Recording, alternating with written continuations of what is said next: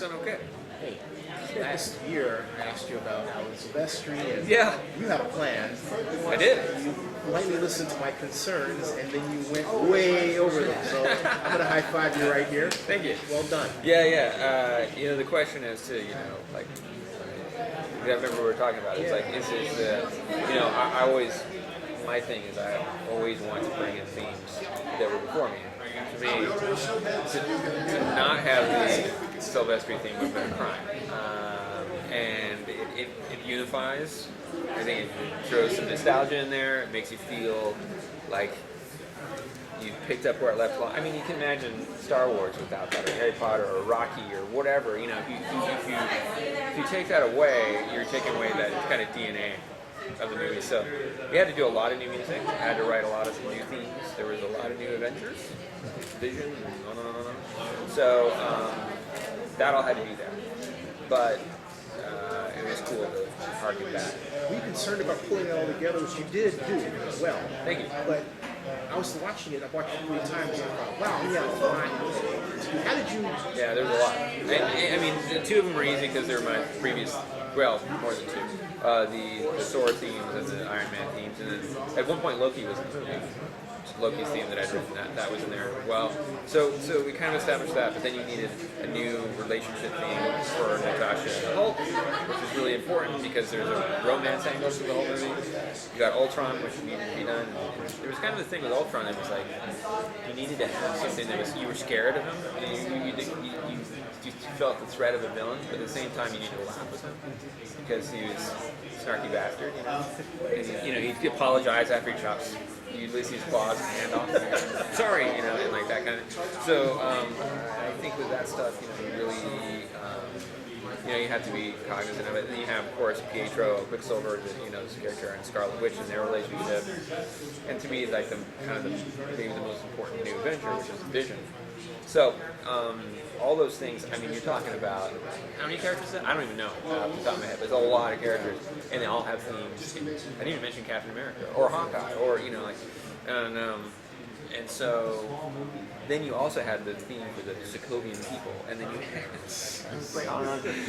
and there was kind of the thing for South Africa and those scenes, and then the Hulkbuster.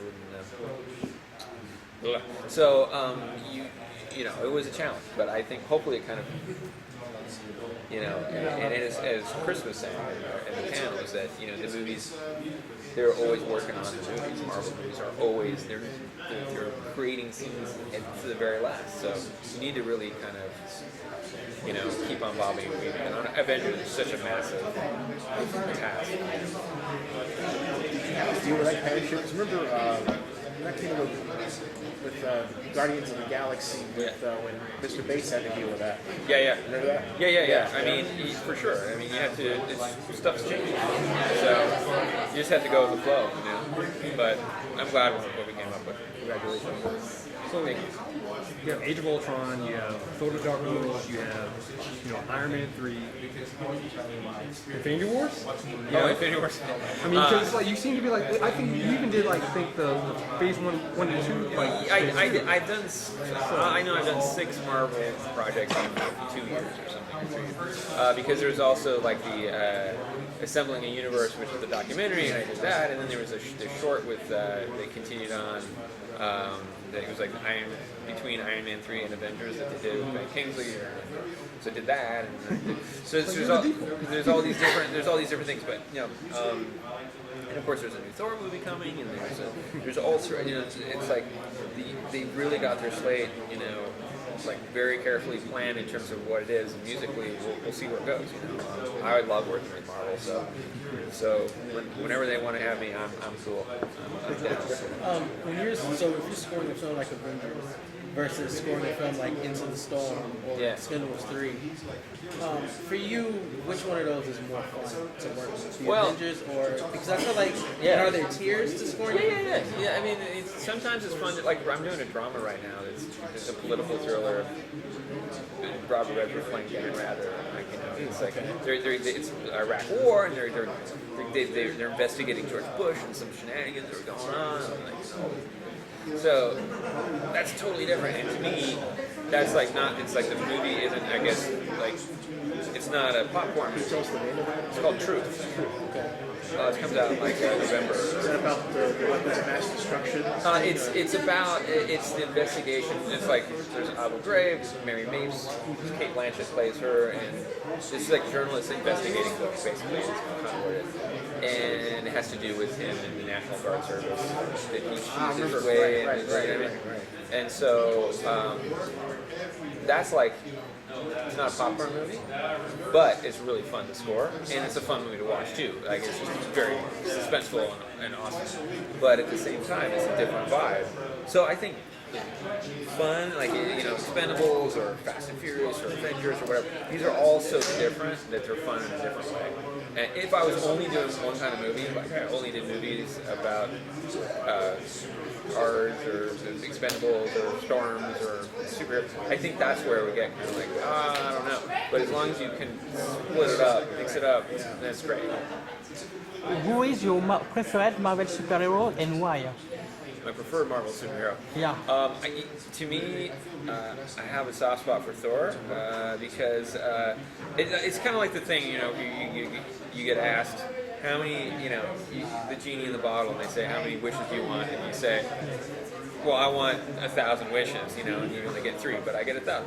So Thor is kind of like the Superman of the Marvel because I'm not even sure what the limits of his powers are, and I just think it'd be awesome to be that. And I think he's very funny and he's self-deprecating. I mean, of course, Tony Stark's awesome, and of the new characters, I really love Vision just because he's a complete question mark, and I think that's really cool, but.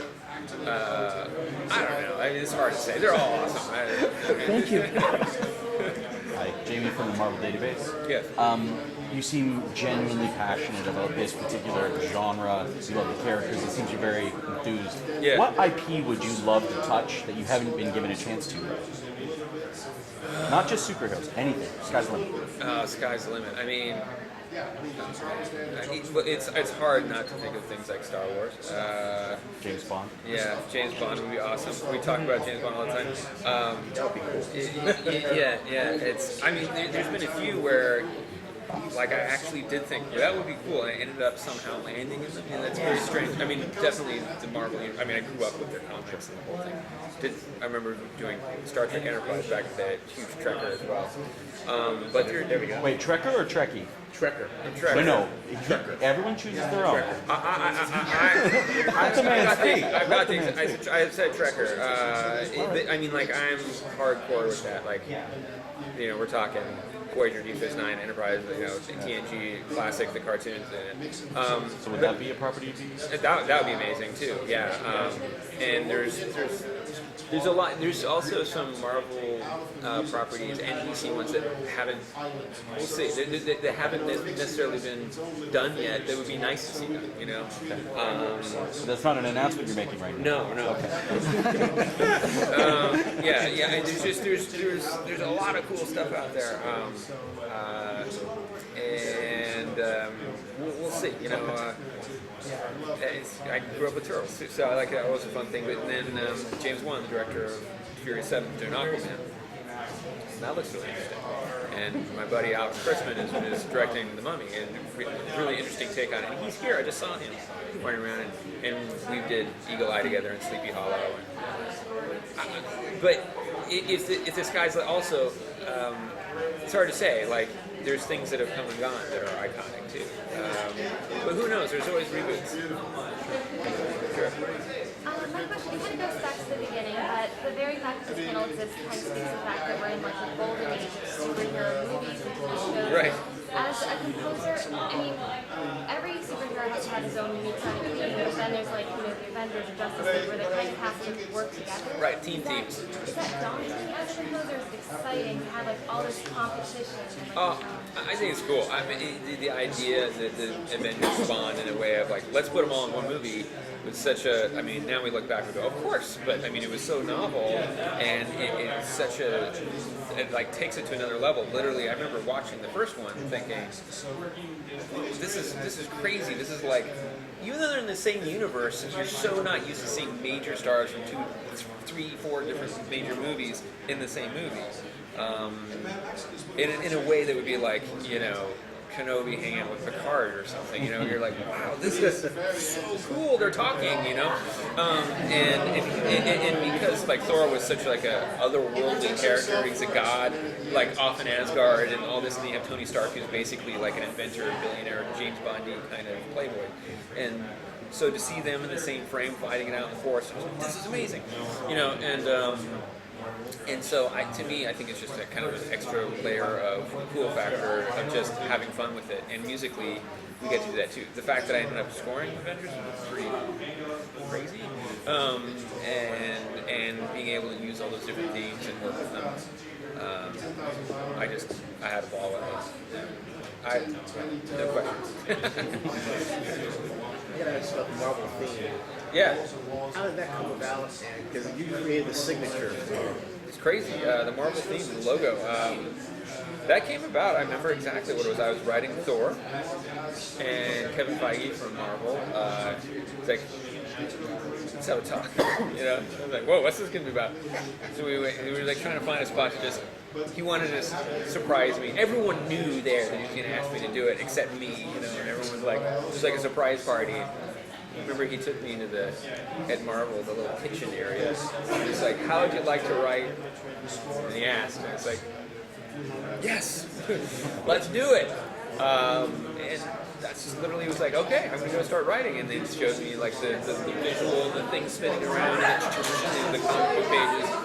And we recorded at the London Philharmonic and Abbey Road. And now it's there. It's like, it's one of those things that feels really permanent. It's like, you know, it's like a big responsibility because it's like there and it plays. Did you have something in mind immediately? Because sometimes, you know, I didn't. I actually ended up going back, and that took a bit to write. That took some, because it had to be. It's funny. It's the shortest thing I've ever written, but it had to be really like right off the bat something that says it speaks to what Marvel's all about, and also is really memorable. So when it comes up, and you're like, you have your iPhone, the key, and you know to like turn it off. yeah, Like, you know, key in and get popcorn out. I mean, those ideas, like the idea of like audience, here comes the movie. So, brilliant job. thanks. It was fun. Thank you. Thank you very much. All right, thanks a lot. Thank you.